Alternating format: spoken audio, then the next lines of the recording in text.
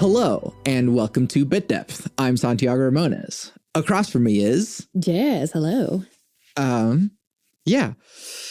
I'm glad to finally meet you in person. We've been in similar circles, and I feel like in some ways I'm podcast guy, but it's hey, there's other podcast people in town, and I'm really happy about that. So. Me too. Absolutely. I feel like there's room for everyone at this point, and what a time to be alive where we're not having to fight for space, right? Yeah, absolutely. So who are you? What do you do? So I'm Jazz. I do podcast production work at a nonprofit in Oklahoma City called Possibilities.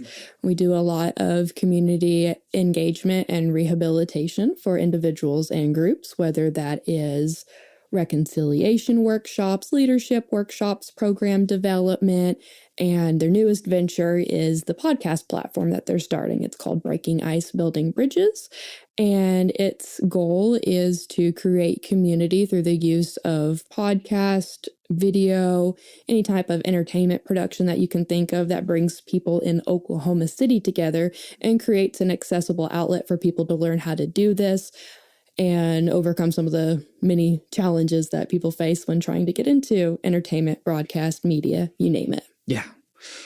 You also do music. Yes, that's true. Yes. I started DJing when I was 18. I'm kind of dating myself here. So about almost 12 years ago, I started DJing, fell in love with electronic music when Cascade made his debut at the Oklahoma City Diamond Ballroom. And from there, I just tagged along with all of my friends, did production work, helped set up events, did all the flyer posting in Oklahoma City for just about everything back in the 2010s, and play a little bit of saxophone and ukulele to boot. Yeah. Yeah. But you also do some composition, which ends up on podcast themes. Yes, I do. I never give myself credit for the musicality behind that, because I'm sound beds. Yes, you can go buy a royalty-free one. You can rip a royalty-free one, but I actually help individuals handcraft those every time. So it's unique and something that the individuals that are hosting these podcasts get to say they help create, which is super fun. Yeah. And I really enjoy it, being able to kind of, hey, what do you want to go with? And then just hey, look, you have a unique podcast theme or just something in the background that no one else is ever going to have. That's cool. Yeah. I really enjoy doing it. It's fun, and it helps keep my chops up too, because there'll be so much time I spend just on audio cleanup that I could completely forget that I need to make music at some point to just, for my own well-being. So it's really nice to be able to interject some creativity into what usually could be a non-creative process. Mm-hmm. Yeah. So which of these would you consider to be your primary passion, or you don't even have to decide that any of these are your primary passion?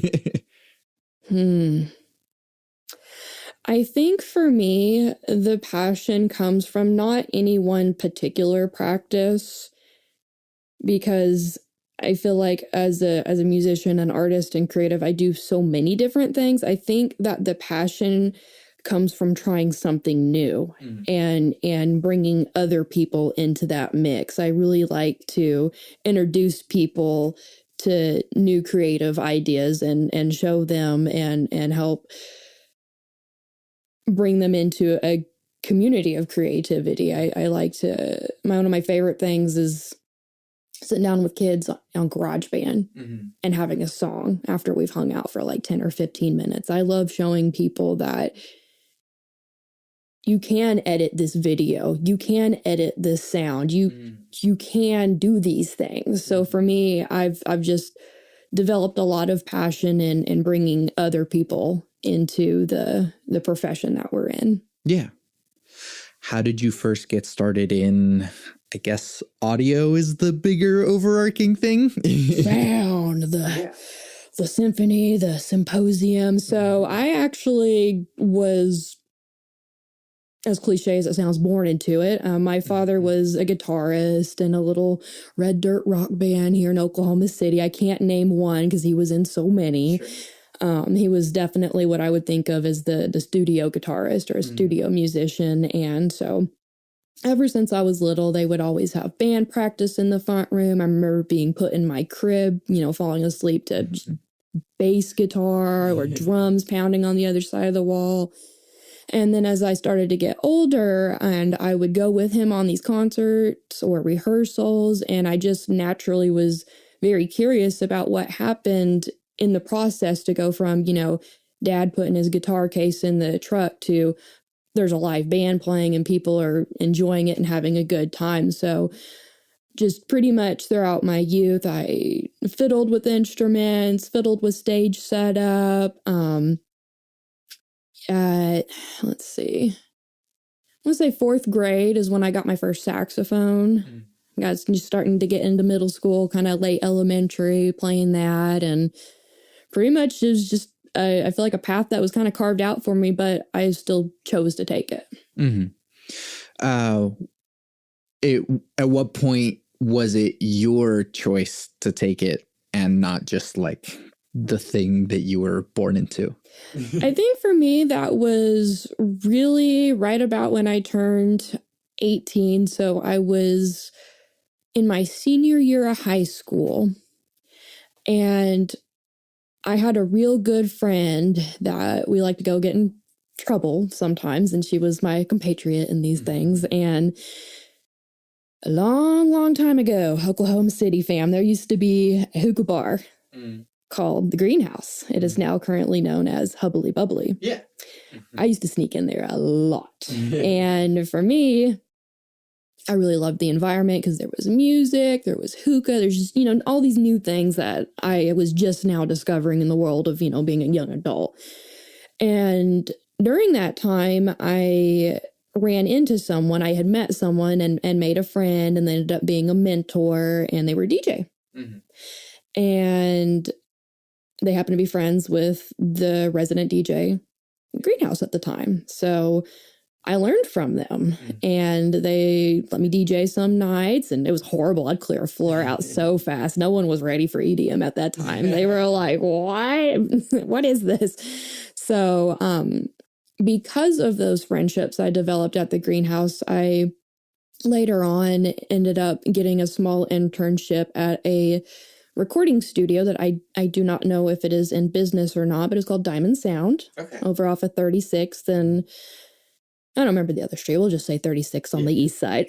And so from there, I really fell in love with audio engineering. I fell in love with recording and getting to work with artists. I had some amazing mentors there that showed me everything from Pro Tools to Logic, Audacity, Cubase, whatever I asked for, it was there and I could learn. And it just really took off from there.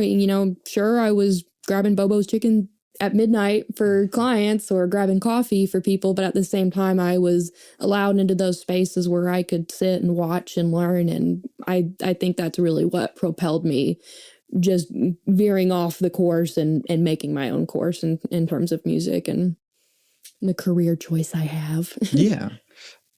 There's a spectrum of creativity versus technicality that I always discuss, especially regarding audio, which is like there's the creative side, which is like more music and just writing music or recording music. And then there's the technical side, which is like literally setting up microphones, being a DAW operator or a board operator. Where on that spectrum do you feel like you sit a lot of the time, or do you feel like you're constantly fluctuating among it? Great question. I really feel like in nature, that is probably like a pendulum. There are times where I am really excited about learning new technology as it's developing as far as studio production goes. But then there's other times where I really withdraw into myself because I'll realize, wow, I haven't wrote or played anything for myself. It's been constantly for clientele or people that I'm trying to help mentor and develop. So I feel like it really comes and goes in seasons almost for me. So you could say 50-50, but there's just not a solid scale for that 50-50. Yeah.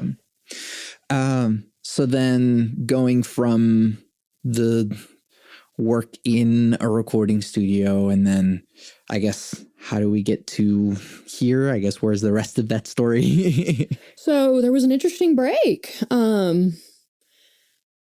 So from 18, I was really big into being mentored and learning and developing and DJing and hanging out with friends that were just starting to make their own music. A lot of people from the Robotic Wednesdays gang over at camps were a lot of close companions of mine that I was learning from. And I think when I was about 22, 23, I was managing a band for a while. And I put a lot of my energy into managing that band. And I did the one thing you're not supposed to do when you're managing the band, and that's date one of the band members. We had a real rough and tumble relationship. My father ended up passing during that time, and that really messed me up. And I had to put music and that creative aspect down altogether because I lost my father, musician, and he was very much the archetype for who I am today. So there was a really big gap from about, I want to say 2014, because we had gotten the band in Ohio to play at Skatopia, which is that big, it's like a big skater commune punk rock music festival. So we did that. I was absolutely burned out. And then my dad had passed. And then I split up with the guys. So like all of this happened in like a year. Yeah. And then from there, I was really trying to get myself just kind of figured out. I moved back in with my auntie and uncle at the time here in Oklahoma. And really focused on just like finishing my degree. Because I had started an audio production degree in 2011. And technically graduated, but I was like missing a credit that was non-related. So in 2016, I finished that, took some online courses, and then I had also started ACM at the time. And so I finished that, got all of those degrees in 2019. And it was just kind of a gradual buildup of getting more comfortable with things. Because in 2012, I had gotten, Pro Tools certified. I was, DJing, and then all of that kind of fell off. So I had to really get my chops, or get the confidence to get my chops back up in the world. So as silly as this sounds, it started off with me getting a lot of what I consider toys. So Teenage Engineering has the Pocket Operator, just really love that as a handheld beat making device. So I started with that, and then I got, there's this really, really cool program on Steam called Rhythmic. And I got it on the Nintendo DS, and it was a game. So it was like a gamified music production tool. And I was like, okay, I'll start with this again, just to start getting creative again and feel confident about writing again. And that started taking off. That was really fun. And then I ended up playing with like Soundtrap online. It's a nice, real simple web-based production tool. And then I was like, okay, I got the degree. I don't have any clientele. Maybe I should just, start working with, some better equipment and playing. And at that point, I was feeling good to play ukulele again. And then I finally just kind of hunkered down, and my uncle was like, what do you want for Christmas one year? And I was like, Presonus has this really cool studio package. It's got a Black Friday deal. Let's go for that. And then I got this equipment. And then the pandemic happened, and I got really bored. So I opened up that stuff, and it sat in my room for like 6 months after I got it. Because I was like, I don't know. What if I'm going down the wrong path? What if I'm not meant to be an engineer? Maybe I should stay in these call centers, And then I started playing with that, and I was like, wow, yeah, no, it's like riding a bike. It's all there. I just needed to switch from Pro Tools to Studio One. That ended up being the right choice for me. But pretty much it was a very extended period of time of healing and growth and just getting the confidence and kind of picking myself back up from the chaos that was being in production as a young woman at the time. And boy, howdy, it's a lot easier doing this stuff closer to 30 than it is 21, 22. Yeah. How'd you get into podcasts specifically? Funny story. So a family friend of ours who happens to be the executive director of Possibilities, his name's Byron Jackson. You met him. Yeah. And he had reached out to me randomly at the time I was working at a nonprofit called Community Action Agency. And he was like, hey, do you know anyone that does sound design or editing? And I was like, I do. Yeah. Me. I do. And he was like, okay, let's meet for lunch. And we talked, and he was like, okay, I don't need it yet, but soon I'm going to need some assistance with studio production work and all that jazz. And I was like, okay, bet. So in November of 2021, they were like, can you do radio? And I was like, what the heck? I thought I was coming in for some light podcast work. Y'all want me to do radio? What's going on? I was like, and at the point I was feeling very confident and cocky. So I was like, yeah, let's go. Let's do it. So I got to meet this really amazing nonprofit local news group called Oklahoma Watch. And they just do Oklahoma state-based news, nonpartisan stuff, and started editing for them. And it was crazy because I would send back, these products that were definitely edited, but not mixed in any way. I was like, you're getting basically raw edit cuts. Here we go. And they loved it and they were happy with it. And that's what they needed at the time. Okay. And it really gave me a confidence boost knowing that this isn't, triple A grade production work here, but it met their needs at the time. And it was a really great experience because I got to grow and continue redeveloping my skills 10 years after, going to school for it. And it was such an amazing thing to happen because I got to relearn how to do everything during that time. And now, of course, we're using Ozone, we're editing, we're mastering, we're making it sound good. And, KGOUs, they're fine with it. They're like, good job, So if it's good enough for radio, it's good enough for me at this point. Yeah. Yeah, absolutely. It's a very interesting thing that even as like applied knowledge that ACM can be, and I mean, any like audio engineering type learning is pretty hands-on, is pretty like technical school anyways. There's still something very different when it's like you're doing it for an assignment versus you're doing it for people that are paying you and they like, there's some sort of standard here. And as you get to do it, you're like, oh, this is what that thing I learned in school was talking about, but like, this is what I actually am doing. Oh, yeah.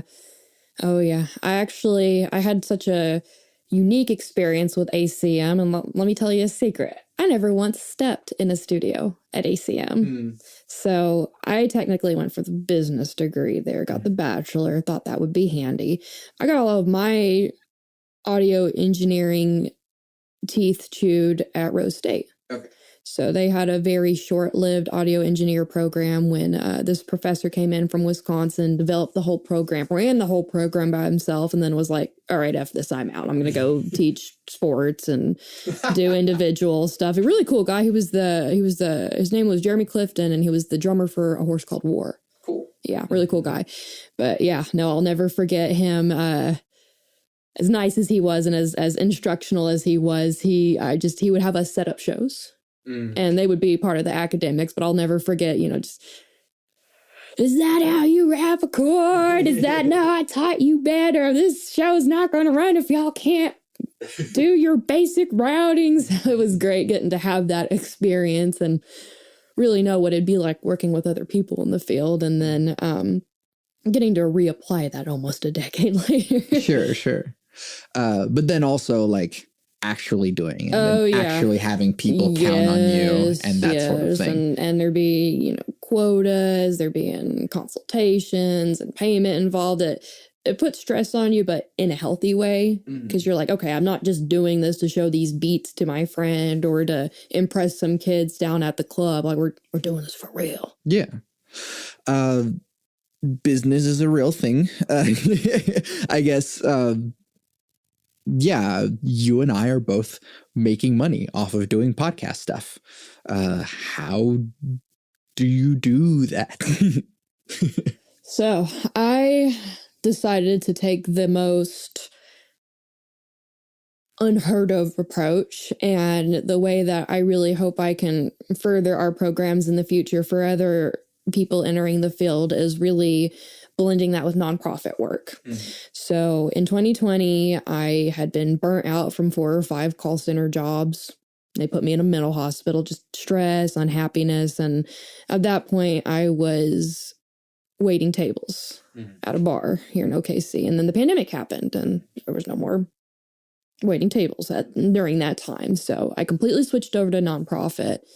And I really liked public service. We were doing community rent aid and other utility services, just general household assistance for families during the pandemic. And I really liked that.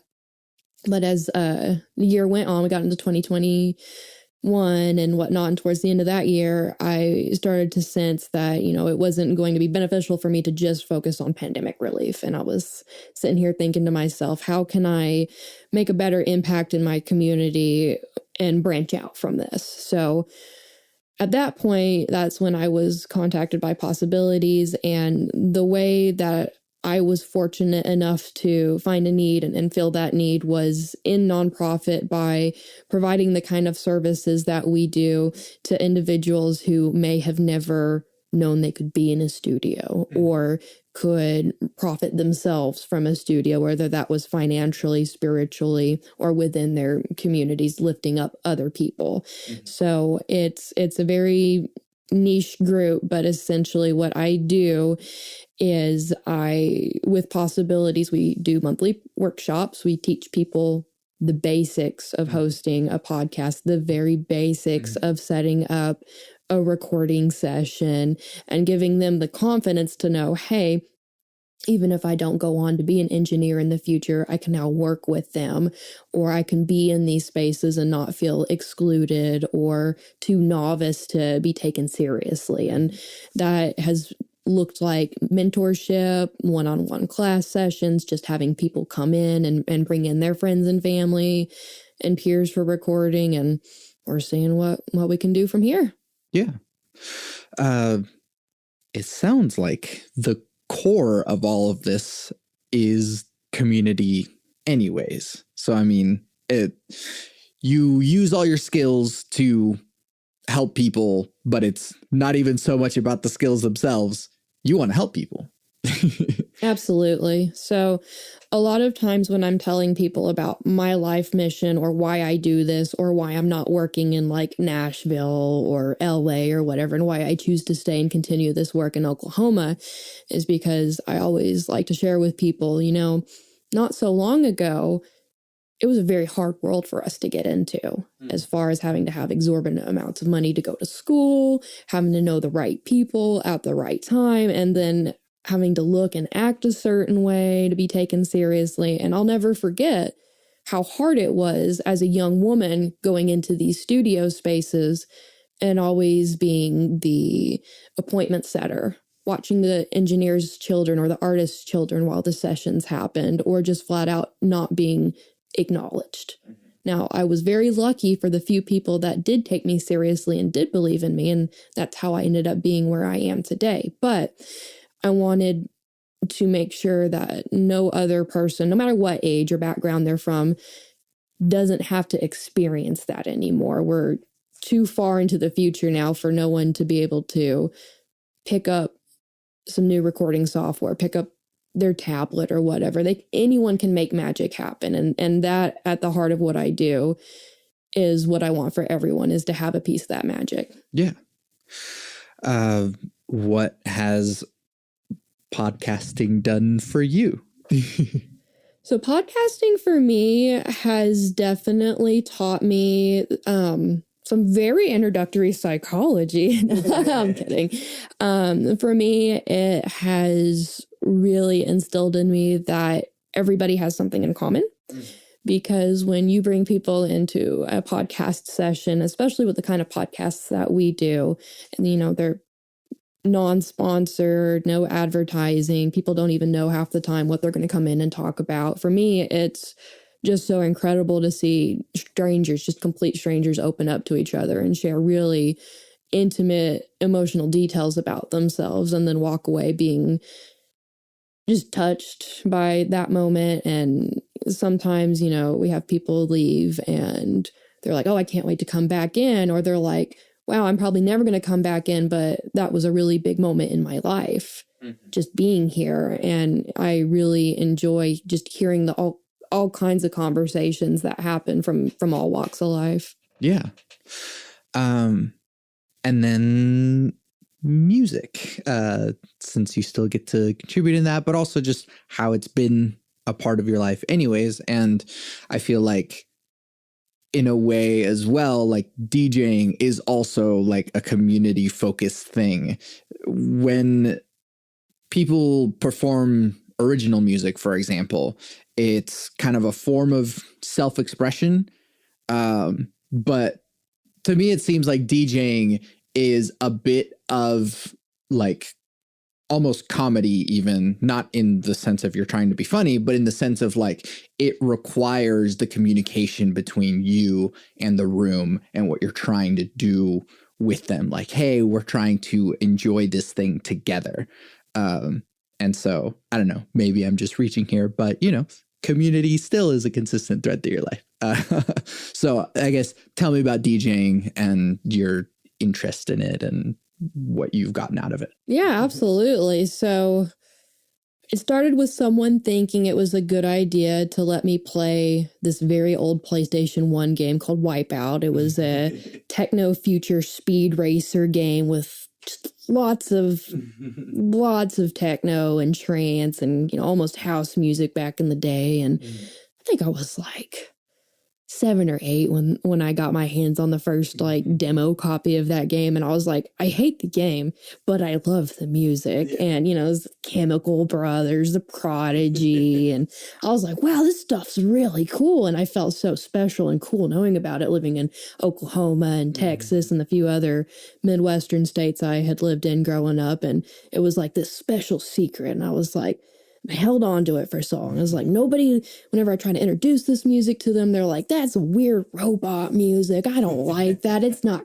country. It's not gospel, blah, blah, blah. And so between jazz and electronic music, I was like, wow, this is just something really cool. And I was like, this is the future of music. I don't know where we're going, but it's somewhere. And for me, going out and watching people dance whenever there was a show and watching people's emotional experiences during that was just eye-opening for me. I'd played in band, I was in marching band, I was in jazz band, and I knew there was something special, but I couldn't quite put my finger on what it was because it was all so rehearsed. You know, you got your sheet music, you got your set, you got crowd expectations, all of these things. So it's very much a box that you get put in, and then you have these predetermined expectations about what that musical experience is going to be.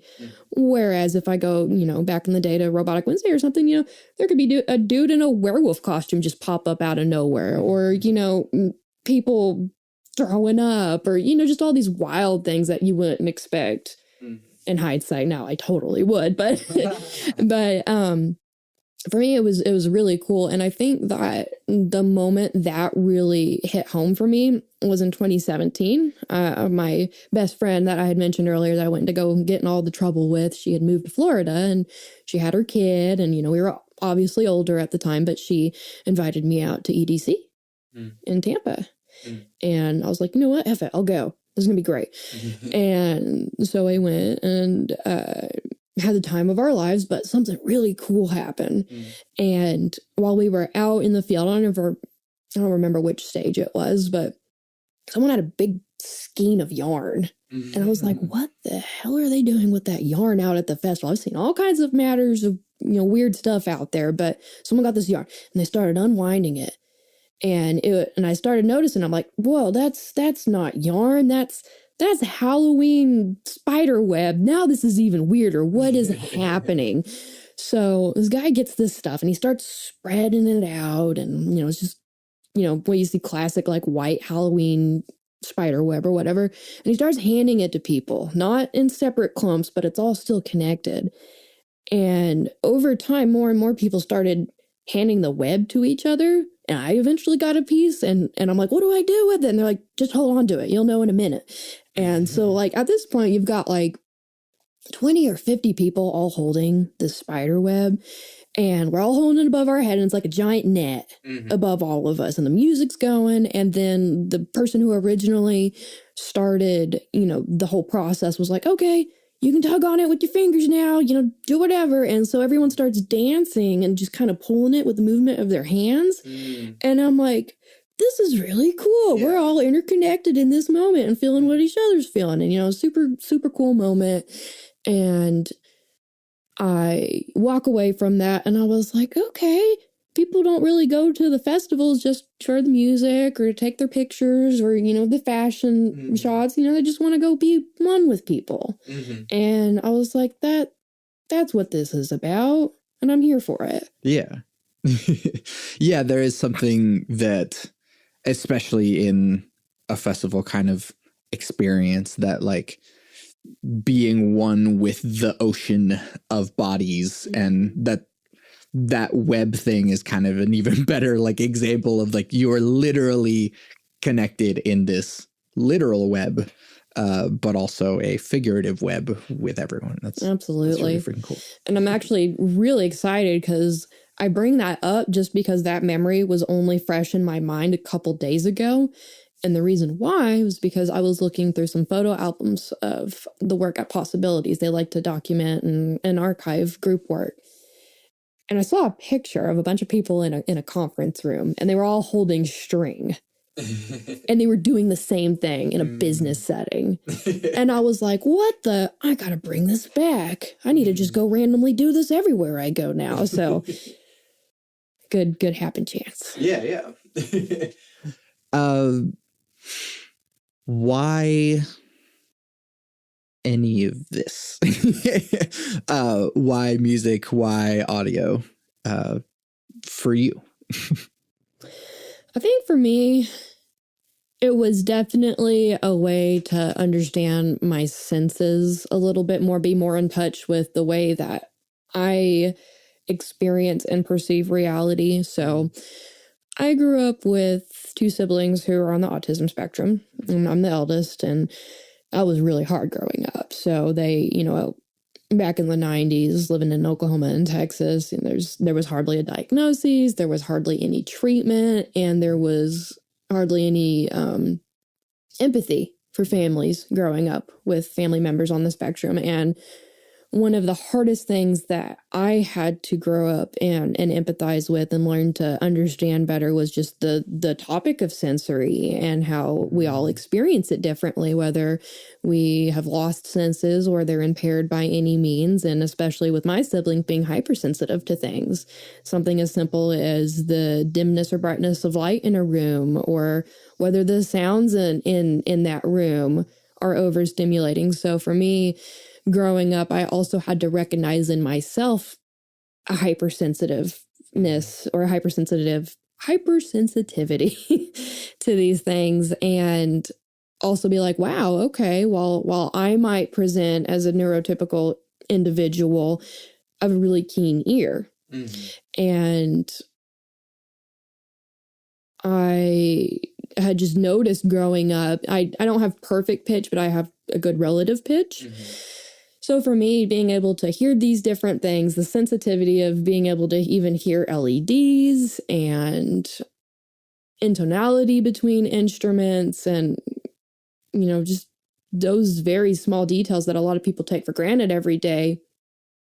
Aside from my love of music, I was like, wow, I can put these powers to good use and make something of it. And I think one of the reasons that I am successful in what I do, at least I like to think I am, is just being able to have that appreciation and that humility of, okay, this is something that used to be a really big struggle for my family. And as we've grown together throughout the years and understood more about, my siblings' disabilities and what it means to be a sister to those individuals. And it really started to blur the line of even where I'm at. Because we're sitting here having a conversation and people are like, no, that sounds like a very neurotypical individual. I'm not even so sure of that anymore. And I don't know what that means for me. That's something I haven't even explored yet. But for me, it's just been a really big ongoing process of self-discovery and pushing myself to the limits of what I can capably do as a human. Yeah. Amazing. Last question on this front. what advice do you have for people that are wanting to do what you do? Absolutely. So for me, if I could share any nugget of wisdom, it is do not be afraid to make mistakes and always know that there's a way to fix things. And if there isn't, maybe that wasn't a good process to begin with. Yeah. Yeah, that's awesome.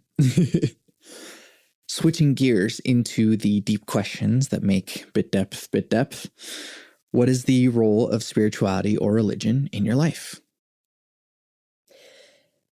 I have been waiting for this question. So I was very intentional with not listening to too many episodes, or at least getting into them too in depth, and not reading too much ahead. But it's a really great question, even for myself, because I don't actually identify with one individual religion or spirituality. Mm-hmm. So for me, I grew up in a very conservative Southern Christian home, and that had some nice things tied to it, and it had some not so nice things tied to it. I ended up being adopted by my aunt and uncle who had completely different takes on life. I went from this one firmly grounded system of belief to, hey, I think Buddhism and Quakerism are kind of cool. You want to learn about them? Mm-hmm. And so for me, that really set off a chain of events that made me question what it meant to have religion or to follow spirituality. And even to today, if someone was to ask me, what's your denomination? What's your faith system? Mm-hmm.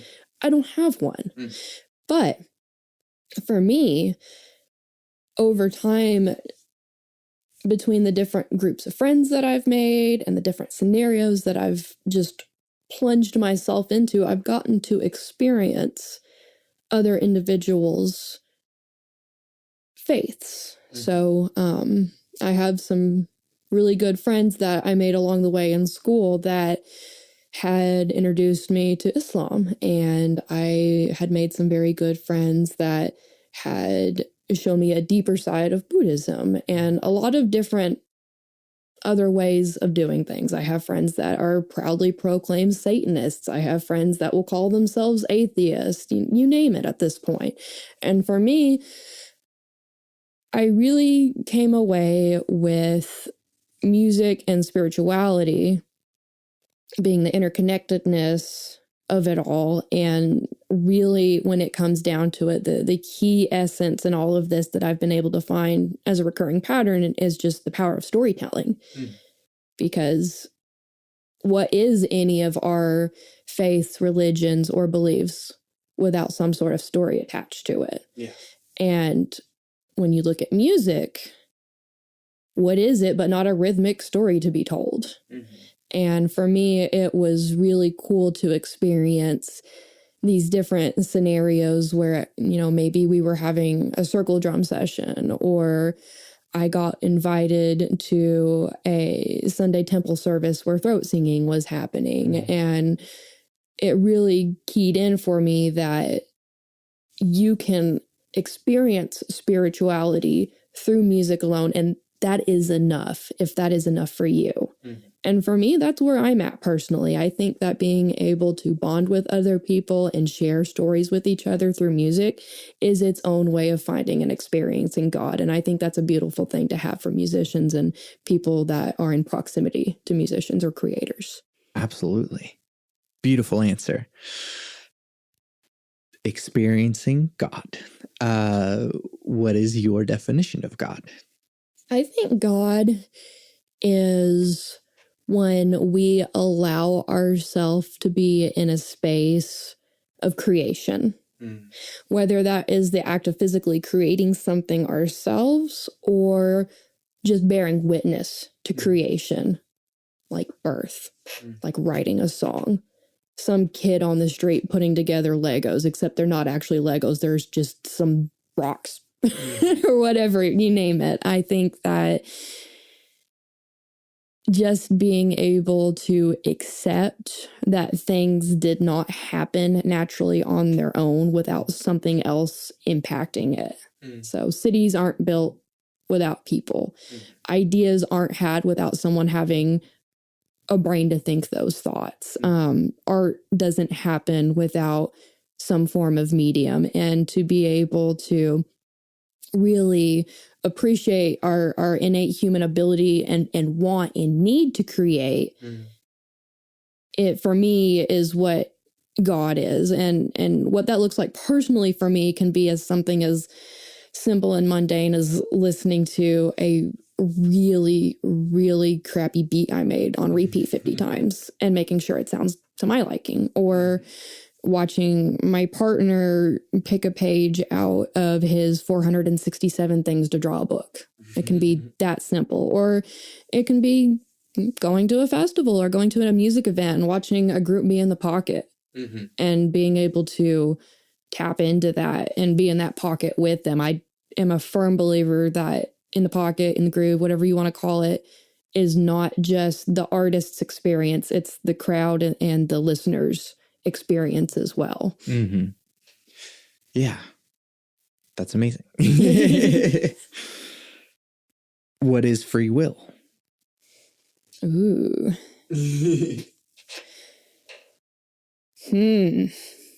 Questionable take. I think free will is the ability to accept that maybe we don't have free will. I think being able to choose to accept things as they come and to relinquish control is the truest act of free will. Because if free will was something placed on you from the get-go, you didn't have a choice in that matter. So for me, I think it's just the ability to invite, release, accept, and acknowledge everything that's happening to us on a day-to-day basis. Awesome. I love that take. What do you think happens when we die? So I had cancer at 18. I had a 1-pound cyst removed from my neck. And you're like, where are we going with this? So I had to face the concept of mortality at a very young age. And I did not have a lot of support going through that. I had a very atypical experience with cancer. Basically, they were like, oh, you have a giant cyst in your neck. We're going to take it out. 2 weeks later, oh, we get the results back. Yeah, that was actually cancer. You dodged a bullet. Except I had it for 10 years and didn't know. I just had like a thyroid goiter. So took it out, it was gone. And they were like, you're fine. Carry on and live life. And then freshman year of college started. And I was like, what am I supposed to do with my life? This part, I don't know if you'll want to choose to keep in the recording or not. But during that time, I was very much in a pit, a spiral, just a state of discontent and unhappiness and unsureness about what it meant to be alive or not alive. And then one of my classmates had psilocybin, aka magic mushrooms. And for me, I was like, I don't know if these are going to help me, but it certainly can't hurt. I felt like at my rock bottom at that point, and I was like, nothing can be worse than having cancer, right? So I tried that out, and I don't know what kind of dosage I got at the time. It was probably something way too much for my little itty bitty child body at the time, but had a massive dose of magic mushrooms, and I thought I was going to die. And I was so sure. I was like, I've done it. I've killed myself. My parents are going to hate me. I'm that kid that ate mushrooms and died. And during that time, like, I was so sure I was going to die that I actually had made peace with my little messed up, inebriated state of mind. I was like, okay, whatever happens, it's going to happen. I'm ready. I'm here. I'm accepting it. And I don't know if just in my little fizzled out brain or deeply spiritually, something happened. I don't know what, but for me, I felt like I was able to have a very temporary glimpse into like what would maybe be just the act of dying or the beginning of death. And I think for me, the long-winded answer to this question, when we die, I think that, how do I word this? I think nothing and everything happens at the same time. So the non-spiritual side of me, the clinging to logical happenings and physics and the world of science as I know it and can quantify it as I am like, okay, we decompose, we go back to the earth. Maybe some mushrooms grow, I don't know. But then at the same time, everything happens. Your family's affected. There are business decisions that need to be made on your behalf, items that need to be bequeathed. And I think from there, it really comes back to the storytelling, because in a lot of different cultures and beliefs, as long as that individual's name is still spoken and that person is remembered, they can go on forever. You know, in my house, we're a blended culture house. We have a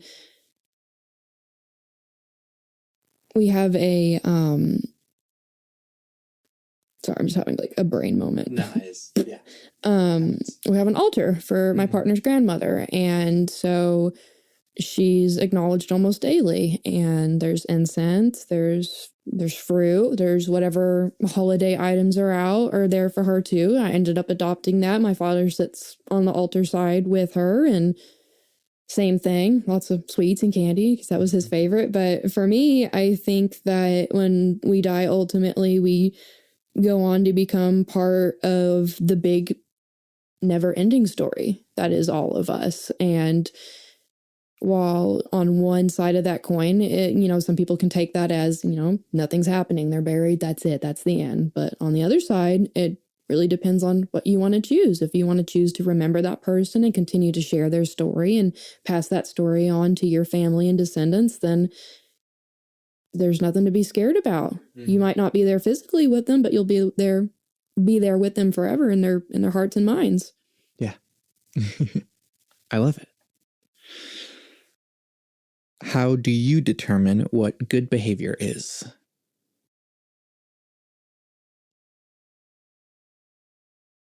I'm squinting. I'm squinting as a person that grew up living conventionally through bad behavior as deemed by society. I think in life we have to really step away from the notion of good or bad, because that's all rooted in opinion and insecurity and guilt and shame in other people's lives. Because one person could see you do a deed, commit an act, and think it's the worst thing in the world. And someone on the other side of the street might applaud you for it. And for us to really assign value without understanding the weight of that value towards people's deeds, I think can be detrimental to being able to actually acknowledge and appreciate what someone is trying to accomplish. So I think ultimately you have to really look at the intent behind the action. For example, we can talk about drug use, and not to disclose too much, but I also work in social work for some case management and other services for individuals, mentorship, referral, you name it. And one thing that I always take with me and like to share with the people that I'm trying to help is I'm not going to judge you for what action you're doing. I want to talk to you about why we're doing it. That could be drinking, that could be hard drug use, that can be hitting your spouse or whatever. And me being able to take the ability to look at it from the outside and not assign my own personal bias to whether that action was good or bad, and try to work with the individual to uncover why we're doing those things and how that's impacting other people. At that point, we can really look at whether it's quote unquote good or bad, and if it's serving the person and the person or the people they care about. And for me, if we had to say what is good behavior, I think good behavior is any behavior where we know the true intent of it. Interesting. I like hearing all of the variety of ways that the binaries that are inherent in some of the questions I ask are questioned, which is kind of my goal. Like, I want people to escape the question. Then how do we reduce the division between people, if that is a goal of yours? I think really it is at the heart of things finding that common ground between people. For example, one of the podcasts, our kind of flagship series, is Breaking Ice, Building Bridges. And sure, that's a fun and catchy title, but we really strive to take people from complete opposite ends of the social spectrum, whether that be political view, race, gender, whatever you think that could be a potentially chaotic situation. Like, oh, you put this person with this person in a room. Oh my God, are you insane? And we're like, yes, we did do that. And we did that with the intent to try to break down those barriers, because one of my favorite phrases that I've heard lately is that it's hard to hate up close. And no matter how much preconceived bias, fear, hate, or any other negative feeling that we might have to that person completely begins to disintegrate when you're forced in close proximity. And that's because they start talking to each other and they start sharing their stories. And at some point during that conversation, it might happen in the first 5 minutes and might happen several days, weeks, or months later, but those two people are going to find something in common that they've experienced. And whenever we start to really talk with and acknowledge and experience each other in these settings, we learn, hey, I'm not alone. Maybe they went through that thing I went through with too, or maybe the way that I feel about this certain thing might be how they feel too. And the more you talk with someone and the more that you get to know them, those barriers just start to melt away. Mm-hmm. Thank you. Do you believe humans are evil by nature?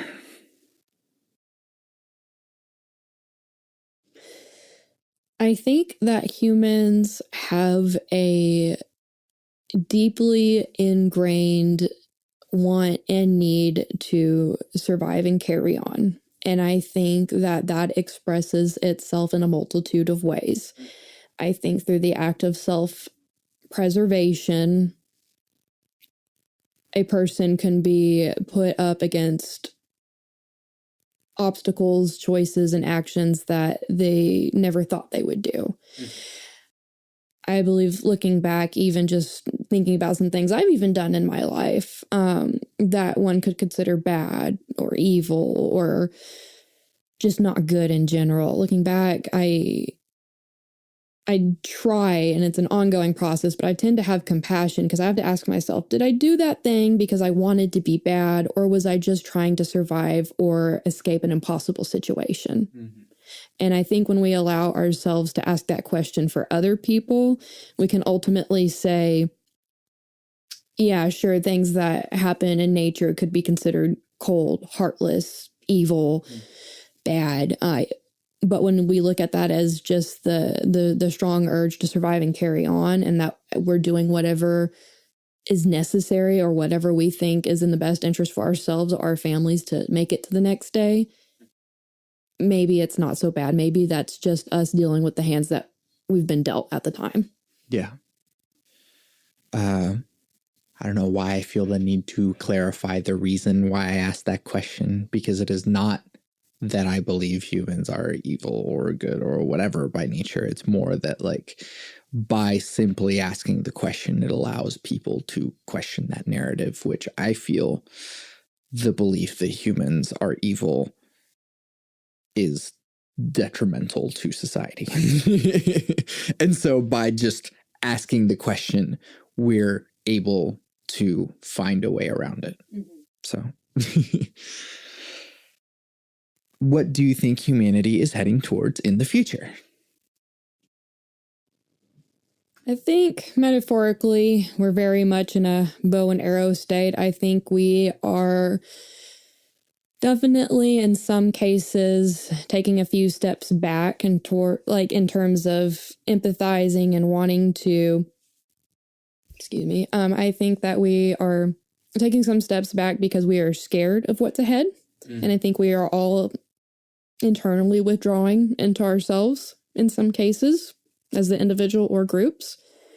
But I think that is happening because we know as a collective that there are great things on the way. And I think with all great and big changes comes natural fear and hesitancy. It's like you're on the diving board and you know you're about to have the time of your life jumping into the pool, but you're scared because what if you belly flop or something? And I think we have the opportunity to really tap into ourselves and our potential as individuals in society, but there's going to come natural resistance to that, whether that's civil unrest, whether that is people spewing hate, which is deep-rooted fear, and what other bouts of chaos people can stir. But ultimately, I think it is necessary for us to acknowledge those fears and those hesitancies so that, like the bow, we can draw ourselves back and spring forward into what's coming next. Awesome metaphor. I didn't expect it to like, I was like confused whenever it first came, and then it's like, how it resolved so well. It took some time. We got there. What makes you optimistic for our future? Every time I see someone try something new, every time I see a little kid try a new piece of technology, anytime that little kid shows a grandparent or an older family member a new piece of technology and they want to try it out because the kiddo's trying it, I think it's important to be hopeful and recognize the hopefulness in others. And sometimes I myself will even get down in the dumps. Oh, this news was too heavy. This thing happened in my life and I don't want to process it. I don't want to accept it. And life doesn't feel good. It doesn't feel sunny and doesn't feel like it has any prospect. But then I see someone else having a moment that's the complete opposite. And I just have to recognize, wow, just because I'm feeling this way doesn't mean that everyone else is feeling this way. And if I can just take a moment to look at, what that kid having the time of their life is doing, or what this person is being so excited to share about me or share with me because they learned something new, gives me the moment to step back and reassess. We've been here for, and I guess everyone has different opinions, but I'm going to go with thousands of years. That's a pretty middle ground. We as a society and as people have been around for so long. Why stop now? Why give up? No one's all just going to collectively go lay down and put a towel over their head and say, oh, it's over, we're done, we're not going to go Hitchhiker's Guide on this or anything. But I think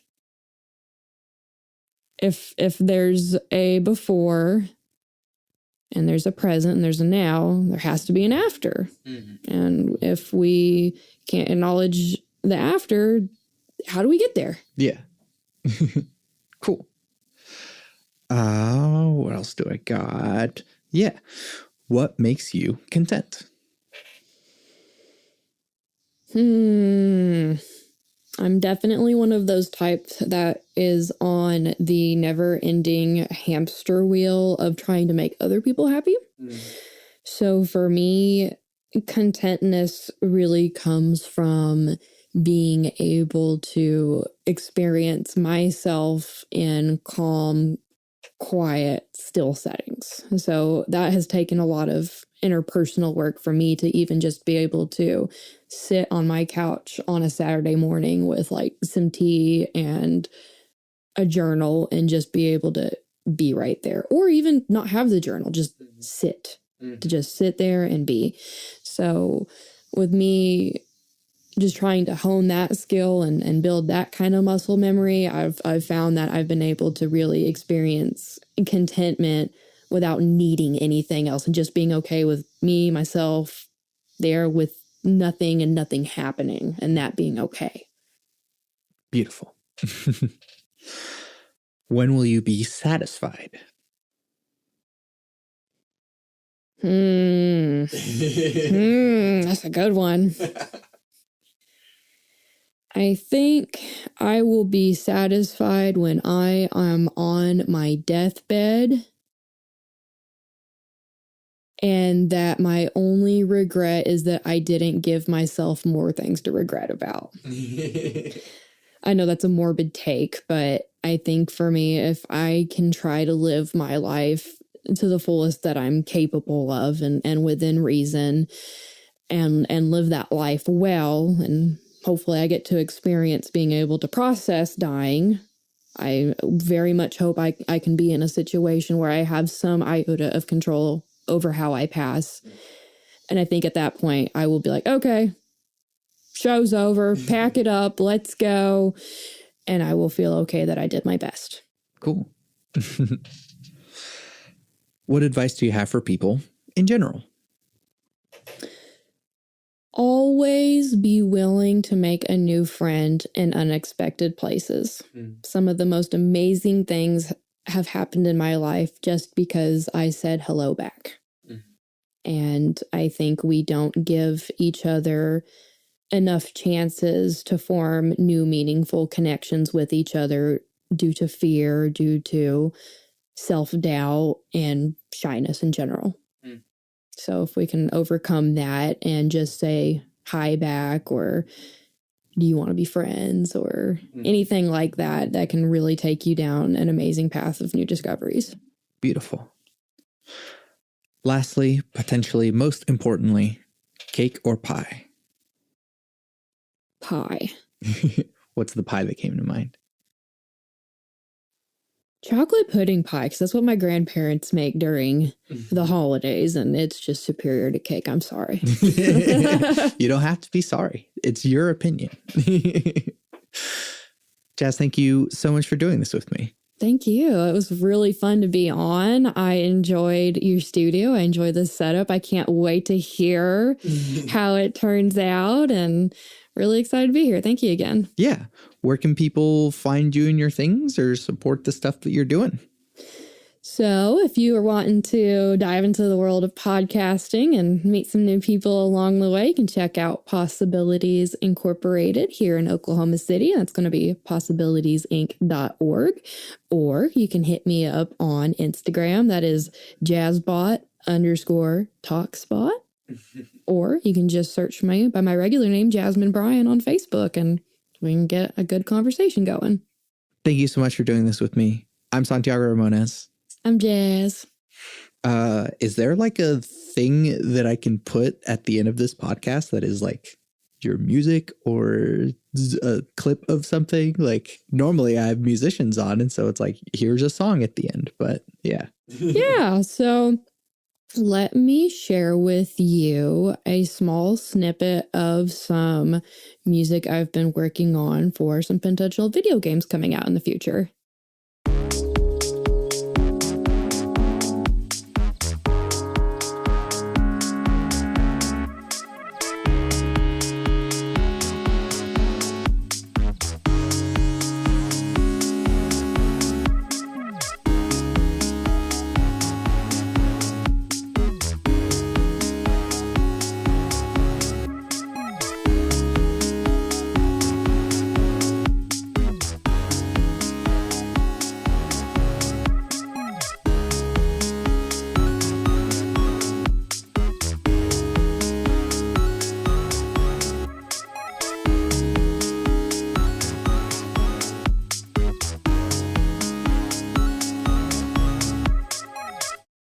You can find everything that I do on my website, santiagoramones.com.